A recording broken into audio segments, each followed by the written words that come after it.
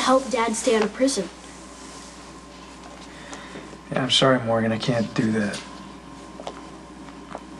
I know you're disappointed, so am I, but I've made an obligation. To who? Who's more important than our dad? Do you know what integrity is? Sorta. Uncle Jason, look, I came up with a way that Dante can save Dad. Is this why you called me here, Morgan? You don't have to be a cop anymore. You can go work for Dad and Jason for real. Then you won't have to send Dad to prison. Do you think... When Dante came to work for Dad, everyone got along pretty great, right? And that was even after he took me hostage in the woods. I mean, if we can get over something like that, this shouldn't be too hard.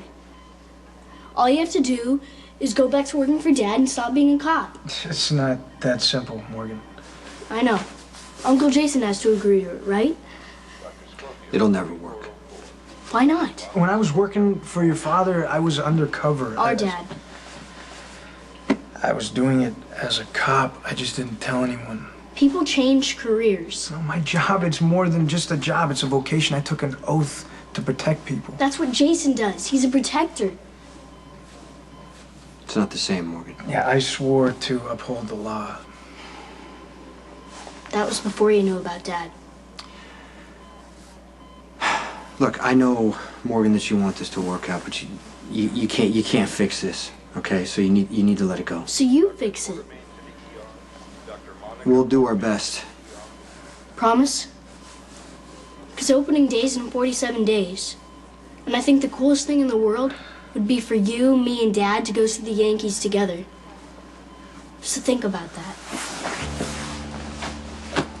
Man, that kid knows how to work a negotiation.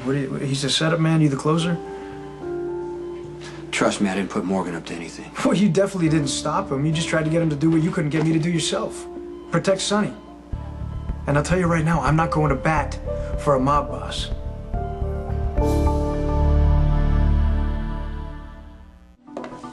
Good, you're awake. It's time for us to have a little chat.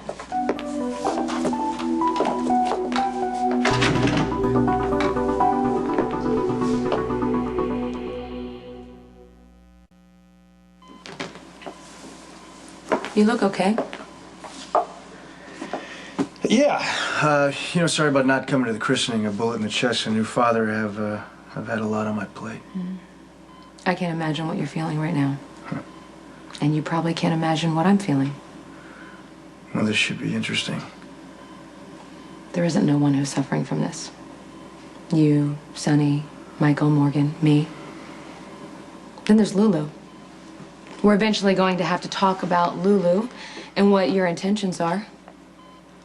Since you played her to keep your undercover secret. Okay, you know what? Lulu and I aren't open to commentary or criticism. We'll see. But right now, we need to discuss your siblings and how you used them. And you lied to them to get close to Sonny so you could bring him down. You need to make that right. Well, Sonny's finished. Okay, no matter what I do. And just so you know, if I had to do it all over again, I would do it the exact same way, minus the getting shot part. You sound pretty confident that Sonny's going to be sentenced. Well, there's physical evidence. Sonny's burned shirt with Claudia's blood on it. There's an eyewitness who saw Sonny with said shirt on shortly after Claudia was killed. There's DNA evidence that puts him at the cabin. There's a motive. He came down pretty hard on Claudia in front of a room full of people at the Metro Court. I mean, the only thing we don't have is a photo of Sonny committing the crime, and we're pretty close to putting that picture together. It's open and shut. Not necessarily. You could lie to the authorities and say you falsified the evidence. Well, you are a piece of work, you know that? And you're a cop. You could just say you wanted to take Sonny down so badly that you cut a few corners. I don't lie. You've been lying to everyone for months about who you are and what you want. You even lied to the feds. Because we both know that Sonny shot you and it wasn't an accident, so what's one more lie among family?